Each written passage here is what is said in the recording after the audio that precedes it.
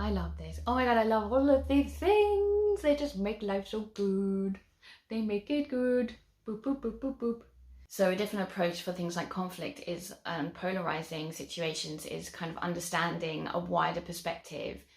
For example, like, is my point of view the right one? Like, actually, we don't really know. Like, it's not, life is not so simple all the time. And I think having a wider approach where we can see people more fully and see that, like, both people or whoever's involved probably all have valid points. There's probably multiple truths happening at once. Probably everyone is kind of right in a way. And this actually links into my next favorite tool, which is the feedback loop. I have spoken about this before, but the feedback loop is one way of communicating clearly in conflict.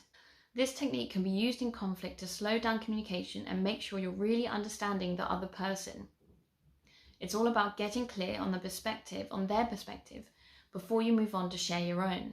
It is an active listening technique that we have to learn and practice to get really good at it. With practice, it usually gets easier to do and feels more natural. There's a speaker and then there's a listener. So the speaker first shares their perspective. The listener focuses on understanding what was said. So this is not about agreeing or disagreeing, but trying to learn their story about the situation or conflict. Because what I find in general with these kind of things is that everyone is actually just in very different spaces. And a lot of the time they actually do agree on the thing, but not all the time, but a lot of the time it's just misunderstanding and miscommunication. So this kind of thing really, really can help clarify all those things. Listener reflects back what was said in own words.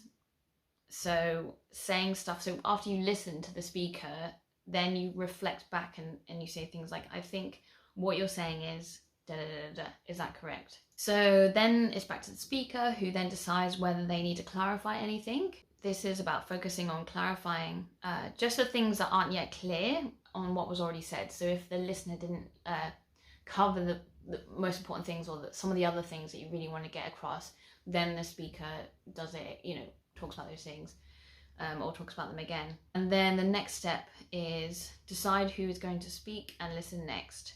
So everyone will get a turn, but it's important to go on one at a time.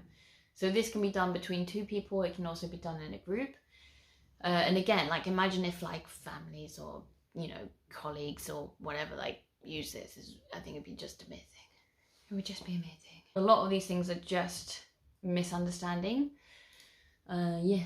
So I wish I had these tools when I was younger. And the 90s were just a mess. For me anyway, I'm sure loads of other people had fun, I don't know.